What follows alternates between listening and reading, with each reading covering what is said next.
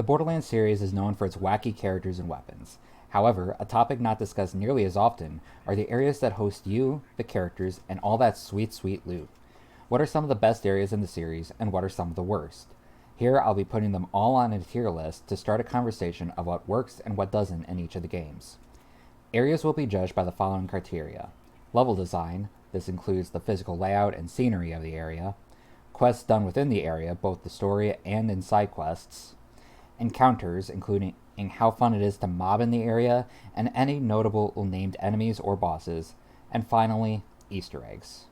Without further ado, let's head back into Borderlands 1. Hey there, stranger! The Arid Nexus is an iconic location that started the series with some characters getting off a bus. This area starts off small, introducing you to the most common enemies you'll be fighting in the first game, that being skags and bandits.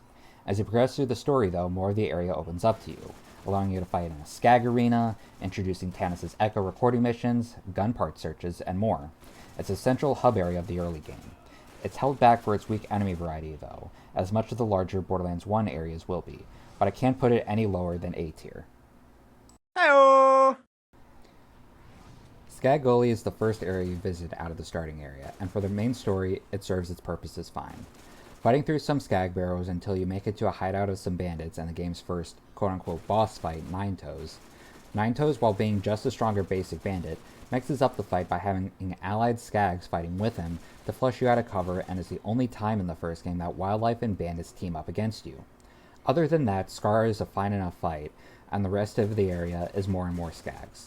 It'll land in the C tier for serving its purpose. This message is irrelevant! I don't have much to say on the Arid Hills.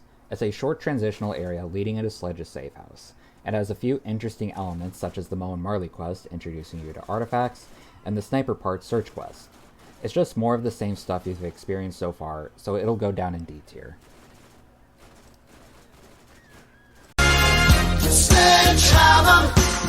Sledge's safe house is a highlight of the early game, putting you in cramped corridors fighting through waves of bandits to take Sledge's mine key. This is also one of the first areas you'll likely go up against bruisers, helping the enemy variety. It also uses unique encounters with existing enemies, such as the Psychos in the hangar area, and the following area where they spawn in holes in the wall. The Roid Rage Psycho is also an interesting fight for BL1, as he isn't immediately comparable to a basic enemy. He's followed by some small psychos, while throwing MIRV grenades and slamming the ground to create AoE attacks. For all of this, it'll go in A tier. You lost? The Lost Cave is just that, a boring cave. While good for EXP farming on the crabs, it's mostly filled with skags and bandits otherwise. It does hold a claptrap repair quest to help expand your backpack though, purely for the crab farm for EXP, as well as the claptrap helping it'll go into E tier. Perfection! The Headstone Mine is a definite S tier area. The mine is a gauntlet of bandits ending with a fight with Sledge for the first fragment of the vault key. I simply must shout out the level design here for the multiple paths you can take in each section, especially the part where you're able to go up on the minecart areas above where bandits spawn. Sledge, while being a basic bruiser with a mask, drops his shotgun that's one of the most iconic weapons in the game with its crazy high knockback. Aside from lacking reasons to revisit the area until you hit max level to get Sledge's shotgun again, I can't think of a bigger highlight in the early game. Do it again. Being another S tier area, the Doll Headlands have a lot of positives. It has Skagzilla, an iconic skag fight that drops a lot of loot, as well as the Raceway, a great place to farm for experience at this point in the game. It's wide open for vehicular combat, and you unlock fast travel here. The coolest part of the area, however, and why it's an S tier, is the early game Iridian fight, a sneak peek at some endgame enemies that rewards you with an explosive relic. I'd completely understand a lower tier though because of the horrible Mad Metal boss fight at the end of the area. Who are you people? New Haven is a perfectly serviceable area to serve as the hub for the second half of the game. It's quite small though, and this game's lack of dialogue hurts the possibilities that could come from such a large hub of NPCs. The town itself has a lot of routes through the rooftops to mess around in, and the rest of the area is just a junkyard filled with scythids and bandits, which feels odd considering this is meant to be the safest area in the region. It's mostly in the B tier though, for its importance to the story of the time skip between Borderlands 1 and Borderlands 2. Hey, Stinky! Time for the first stinker F tier area. The Tetanus Warren is filled with spider ants and bandits. It's a boring cave with a standard layout filled with trash. It has King Wee Wee as its sole unique enemy, and he doesn't serve it well enough. The Spy SMG that he drops at a 10% chance isn't that good, with its inaccurate bullet spread and doubles the movement and speed penalty of aiming down sights. The shield he drops can be good, but it gets outclassed as it has a long recharge delay. If there's a base game area to not bother with, my first choice will always be this place. Yeah, not interested. The Rust Commons West is like the little brother to the Rust Commons East. It's mostly forgettable, but has a few interesting details in it. This is where you finally meet Tannis after finding her echo logs throughout the game, and this could be a big story moment, and if there was dialogue outside of quest descriptions. The area leading to Earl's scrapyard is also neat, and it features the Bandit Arena. But honestly, this is where the color scheme of Borderlands 1 starts to get old. The only notable equipment found here is the cracked sash dropped by Rakinchu. It's special as it's the shield with the shortest recharge delay in the entire game, but with how endgame scaling in this game works, it gets outclassed. It'll go right into the C tier. Don't ask questions you aren't prepared to handle the answer to! Earl's Scrapyard saves itself from the Borderlands 1 color scheme, in part because of the unique power plant overlooking the whole area. It features skags, spider ants, and bandits, and introduces one of the best Borderlands characters, the titular Earl. Sadly, I can't put it any higher than the B tier, as it doesn't have any named enemies or memorable quests done within it. Still, it doesn't overstay its welcome, and it's a fun area to mob through during the story. Treacher's Landing is an area that is quite basic, in all honesty. It only features bandits, and the level design isn't too interesting aside from the coastal areas and the docks. Furthermore, there are no named enemies here to farm, so why is it in B tier?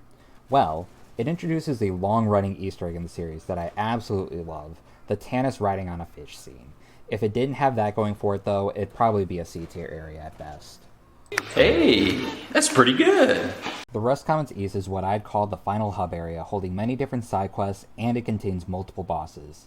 There are so many different side quests here, that by the time you move on, you'll be hearing Claptrap say, "There are new missions available at the Middle and Nowhere bounty board," in your sleep.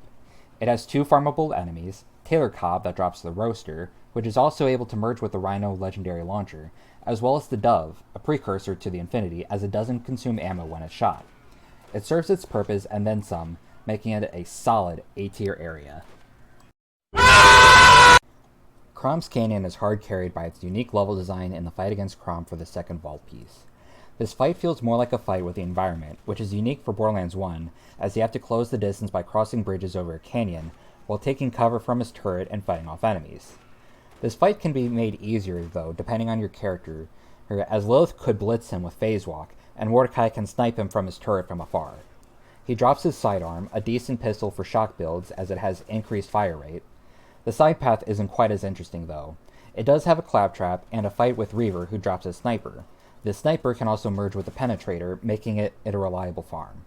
Overall, I can't help but like it, so it solidly lands in B tier. Oh, brother, this guy stinks!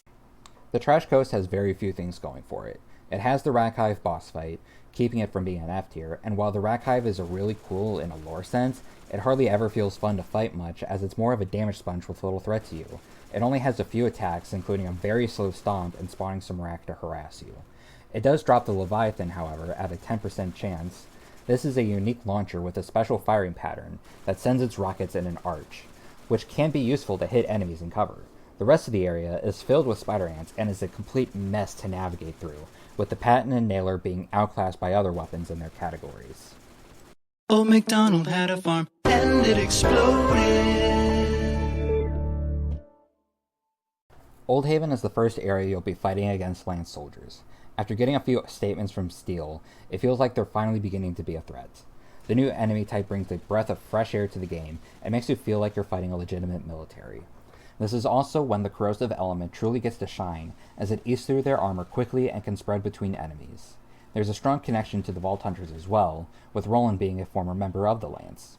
Old Haven is a very multi-layered map allowing you to hop from roof to roof, and it holds numerous side quests such as finding the treasure of Old Haven, located back in the Doll Headlands. I do wish there was some kind of boss fight here though, which could break it into the S tier. Well, I guess you just have to be prepared to die. The Salt Flats are a perfectly serviceable area. It's a large open field with little hidden in it, and the site of the giant excavator being used as the Baron's base of operations is really cool. The boomstick is a neat shotgun dropped by the Baron that fires a single rocket before reloading and can merge with the friendly fire. It holds one of the few story points where it gets regular dialogue, revealing that Tannis betrayed you and that Seal is shutting down the Echo Net, which also turns off fast travel. The biggest problem with this area, however, is how empty it is. The end of the game really ramps up the pacing of the main story, however that leaves these later areas with very little to explore and discover via side missions. 5 minutes later. The back door is one of the shortest areas in the game, and it reuses identical level design to a previous area, that being the Lost Caves. And its only highlight goes to Borderlands 1's hardest base game fight in Master McLeod, and that's only because he's backed up by 2 Royal Guards. He's also likely the first instance you'll find an Iridian weapon in the game, but these become lackluster quickly when compared to the more standard weaponry as you enter the late game. A funny detail I recently learned, though, if you return to the back door after the main story, Steel will still be there to taunt you from her platform before McLeod spawns in, despite having died at the vault. Still, the egregious reuse of the Lost Cave, an area already not great, leaves this area in F tier. I'm fast as fuck, boy. Still fast as fuck, boy. Come get some. The Crimson Fastness's closest comparison that we've seen in the game would be Sledge's Safe House. It has a few unique encounters involving narrow corridors and turrets, and it also has one of the few times in the game where NPCs move around to help tell the story, where you find Tannis stuck in the prison section. It's very brief, however, and doesn't have any boss fights, and other than those few things, gives very little reason to ever revisit or mob through.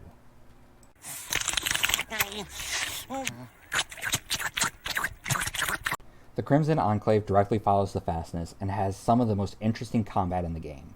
When you visit during the playthrough, the entire area will be a battleground between the Crimson Lance and the Guardians, which become a main enemy for the rest of the game. It reminds me of the late game of the Halo trilogy, where you're having multi-layered firefights among multiple factions. It's a 3-pronged path from the central area, where you have to raid buildings to flip switches and turn fast travel back on. While it has very little reason to revisit after the story, the combat encounters peak here in the base game.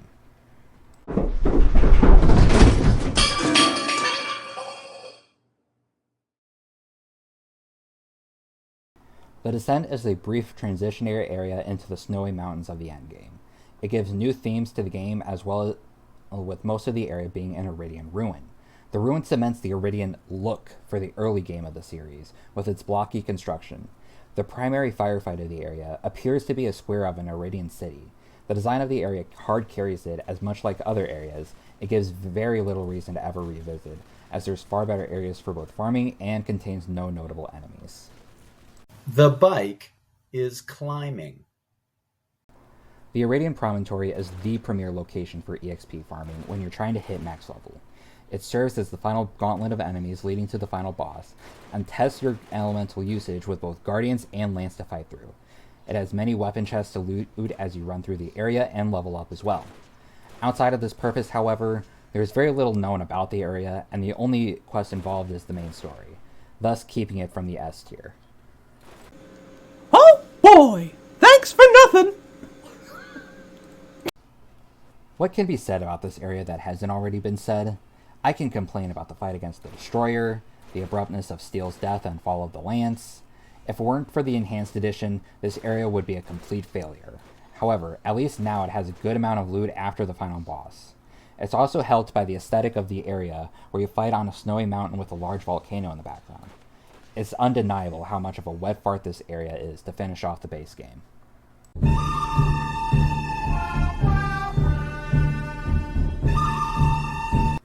Coming in as the first DLC for the game, Dr. Ned's Zombie Island gives different kinds of areas compared to the base game, being wider to allow greater kiting of the new zombie enemies.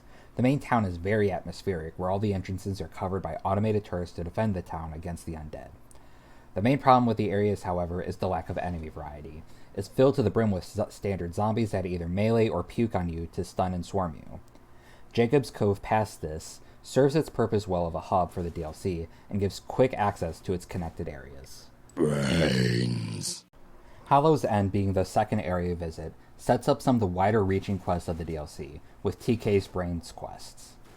These quests, however, are easily missable, which can lead to lots of grinding if you try to do the side quests after completing the story. The area caps off with a dreadfully long holdout section as Dr. Ned slowly brings down an elevator for you. This area would have greatly benefited from a larger variety of enemies seen later in the DLC, especially with this place being the host of the Brains quest brings it down to the D tier. Hey, at least I'm housebroken. Generally, Hospital is a bit small and uninteresting. It's weak lore-wise, as you're unable to really learn about the hospital. It does, however, introduce the Were-Skag enemies, a tremendous farm for XP, early game weapons, and relics going into the late game. In a single run-through in the post-game, I was able to get relics of multiple elements for my character to even them out to level 6 across the board. This prevents this area from falling lower for me, as it's a well-reason to return to the area if needed, and is a fun romp for the first time.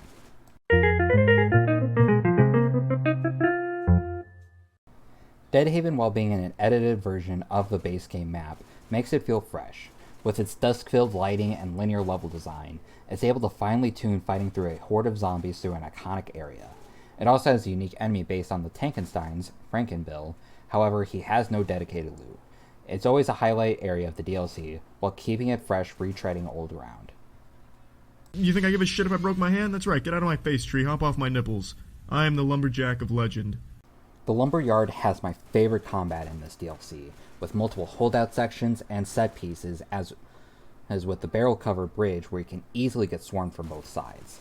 This map honestly reminds me of some of the best Left 4 Dead campaign maps, and it surprises me that there hasn't been any mods that would put custom campaigns like this into that game.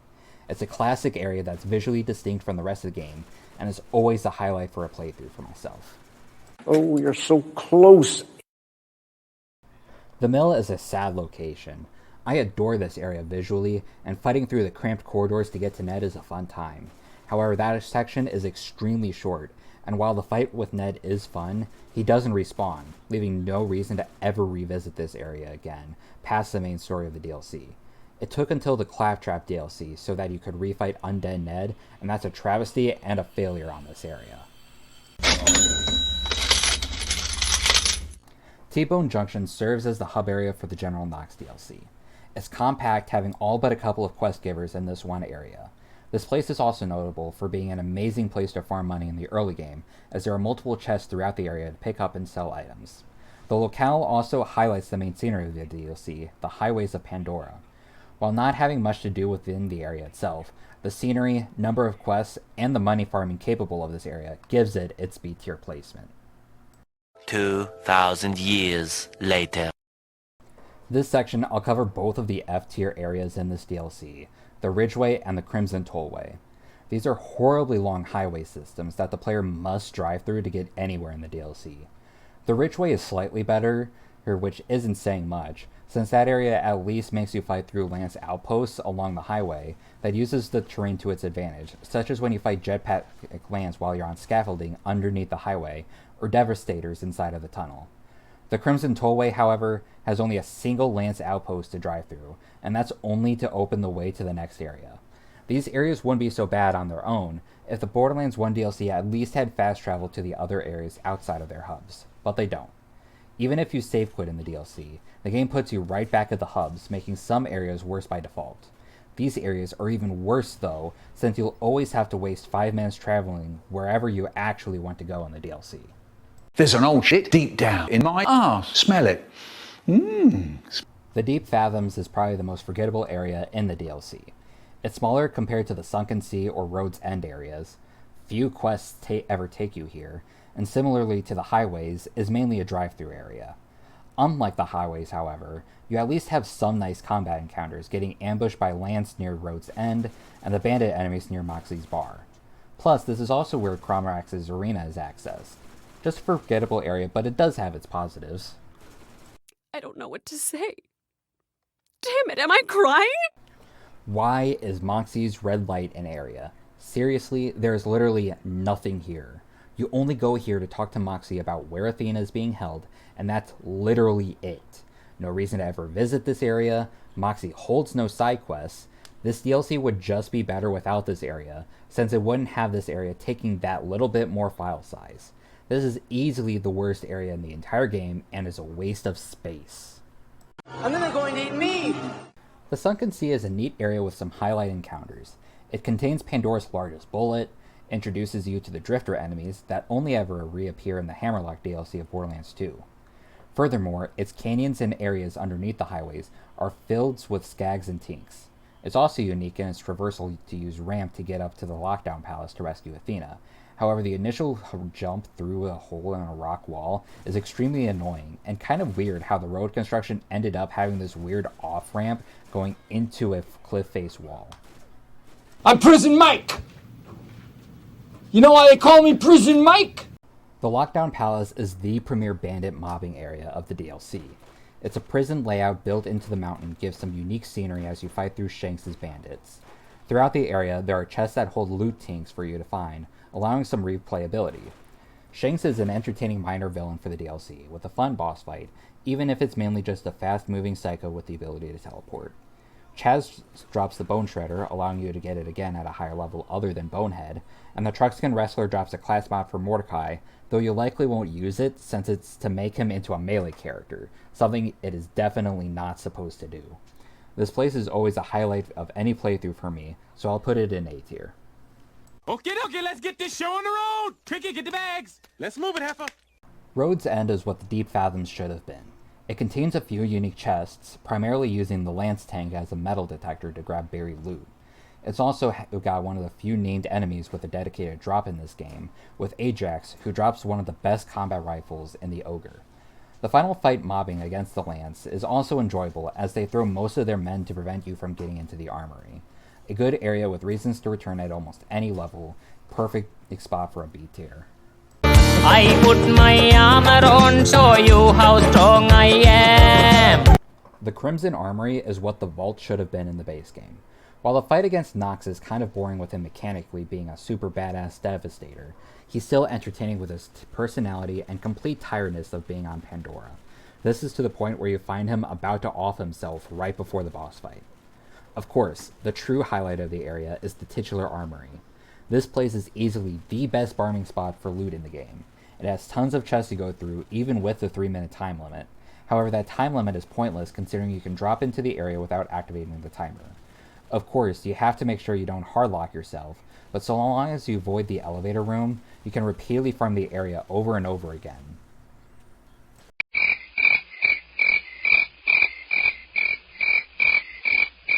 The Circle of Duty is the precursor to Moxxi's Slaughter Shafts in Borderlands 2. It's a solid arena to fight waves of unique combinations of enemy lands, including having to fight vehicles. The problem with the area, however, is that it's not repeatable, meaning that once you complete the final round, the area is empty. If it was repeatable, I'd give it a higher tier placement. Cromrax is the first raid boss of the series, and the only raid boss in Borderlands 1. While I've never killed him outside of the infamous ledge cheese, the arena has large pillars to break lines of sight that other raid bosses in the series should have. The scenery is fun to look at with the highway systems across from the main area. I love to get the opportunity to legitimately fight this guy sometime with a full group of people. Until then, I can't put it any higher than C tier. All aboard! Being the hub of the Claptrap DLC, Tartarus Station gets bonus points for its train station aesthetic. The loot room at the end of the DLC is really solid, but sadly can't be repeated like the armory. To make up for this though, this area rewards you with extra skill points, an amazing reward. I also must highlight the Claptrap rescue mission in this area. It's a funny trap for the player that pokes fun at the base game Claptrap rescue missions. It's a solid hub area, it's similar to Jacob's Cove, so it makes sense for them to be within the same tier. Ooh, that dump ain't sitting right. I think I'm gonna... The Hiberian Dump is a mostly forgettable area. There's little reason to revisit the area as it's not good for Claptrap part farming, even though that's where Tannis points you to farm. The mobbing isn't really fun compared to other areas in the DLC, and the scenery is nothing special. This is the first time you encounter another manufacturer's military in Hyperion, which is cool even if they're just retextured land soldiers. Because of all this, I can't put it any higher or lower than D tier. Sanders Gorge makes me want to jump into a gorge. It's easily the worst area of the Claptrap DLC. It's a confusing mess of caves that overlap one another that makes it difficult to navigate. The enemies are the same you'll be facing elsewhere in the DLC, and you cap it off with a rematch with Nox, which is likely the last boss you fought before entering this DLC. Literally the only thing keeping this place out of the F tier are the large cavern areas where you fight racks, since those areas are actually pretty cool visually, and the weird question mark paved into the minimap is odd and kind of humorous. And it's gone. What? It's gone. It's all gone. Fighting through towns is probably one of my favorite settings to fight in this game, and the Dividing Faults basically gives you a big town to fight Claptraps through. You fight Human Ned again before entering the power facility, allowing you to farm him if you want to. An interesting encounter in this area as well, being the bridge where you find Claptraps and default bandits fighting against one another. A notable weakness of this area is that the floors of the power plant are insanely glitchy. Loot and Claptrap parts regularly fall through the floor, and in parts of the area makes them completely inaccessible.